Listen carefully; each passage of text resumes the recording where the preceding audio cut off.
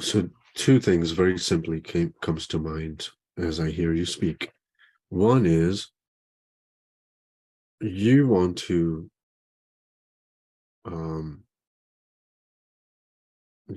consider what wisdom feels like versus what everything else feels like, because it's quite different than everything else. It can be quite different than past trauma projecting itself, or an interpretation that's making its way through, or a reference point of a past relationship trying to project or impose itself on the new one. Like, those have different feelings than wisdom does, right? Only you can tell. Nobody on this planet can tell that. So you can tell that, and you have been telling the difference between that.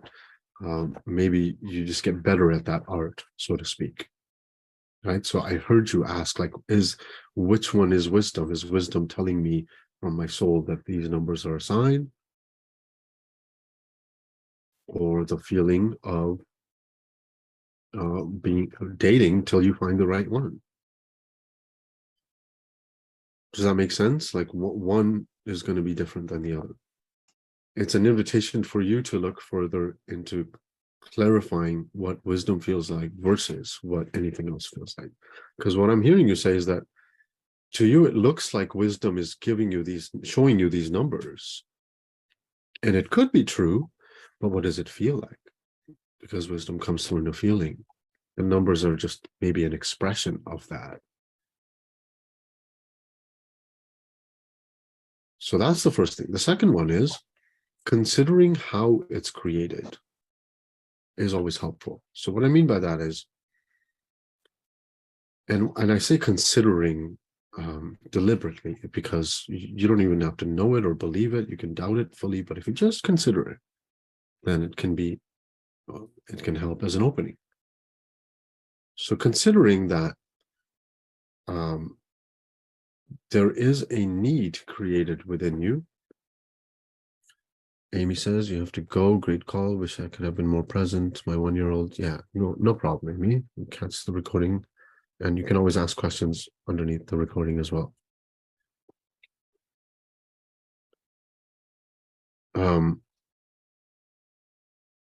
Considering that there is a need created in you,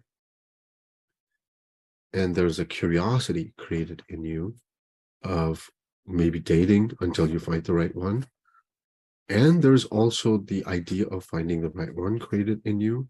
Not to say one is right, one is wrong, but these are all created within you. The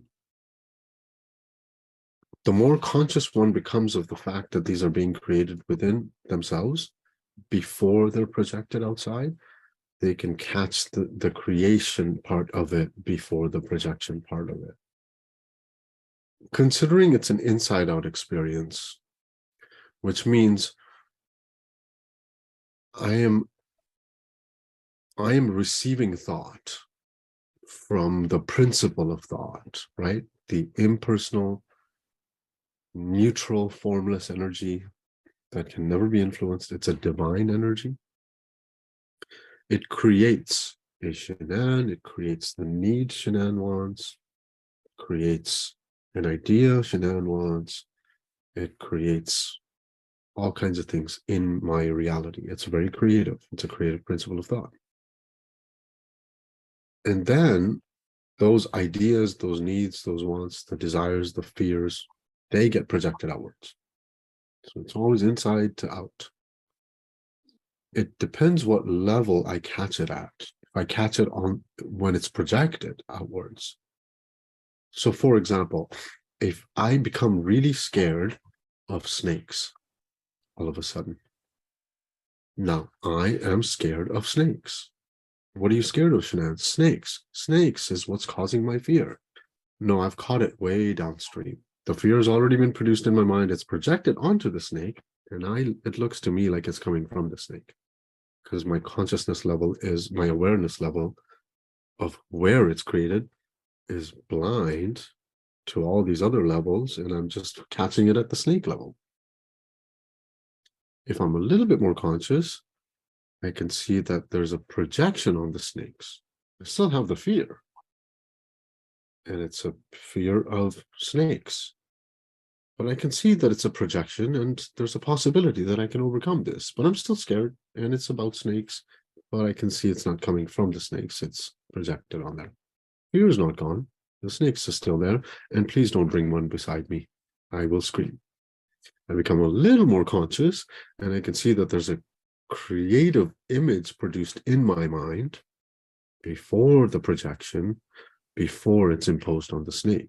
So I'm becoming more and more conscious upstream, upstream, upstream, until I become conscious of the principle of thought, where I'm like, holy cow, there's divinity creating images in my mind, and I want to be conscious of the divinity instead of the images.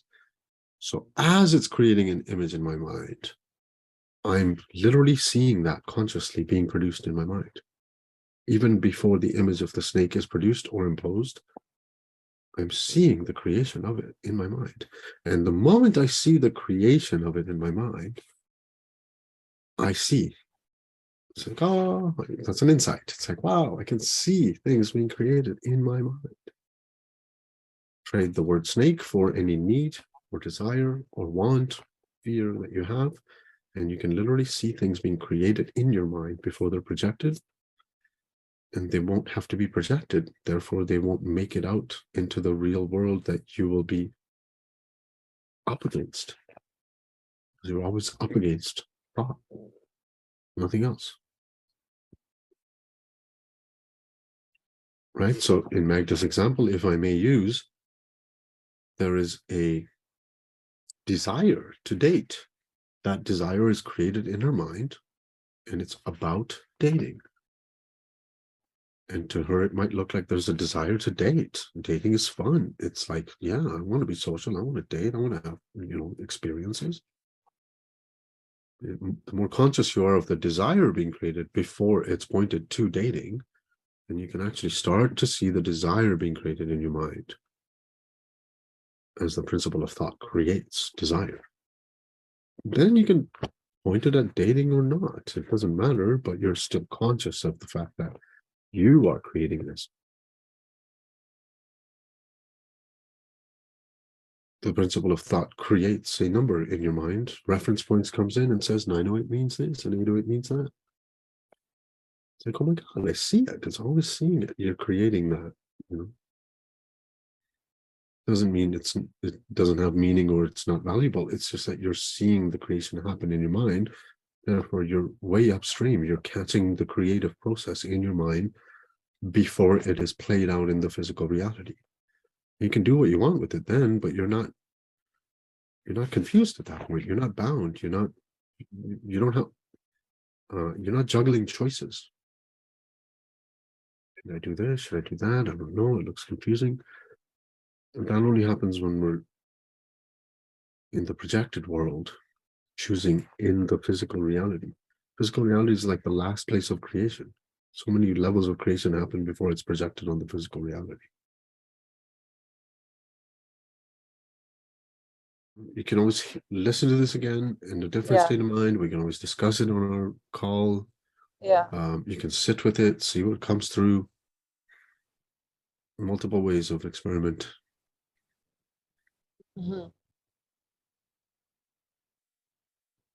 Sid has a quote, and it says, as soon as you see what thought is, you're free.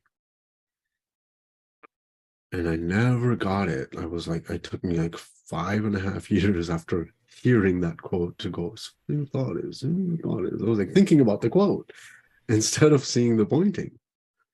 One day, spontaneously, it just occurred to me like, oh my God, he's talking about divine thought. He's not talking about mine.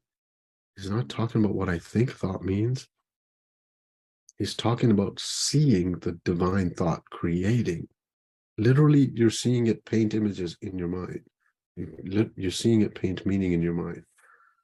And when you see that, it's like you're free from that, or multiple levels at a time, or free of all things.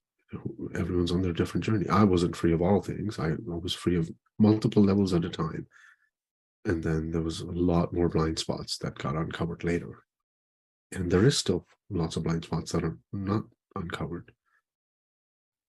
But damn, seeing thought does free us. Not our own thinking, but seeing thought, divine thought.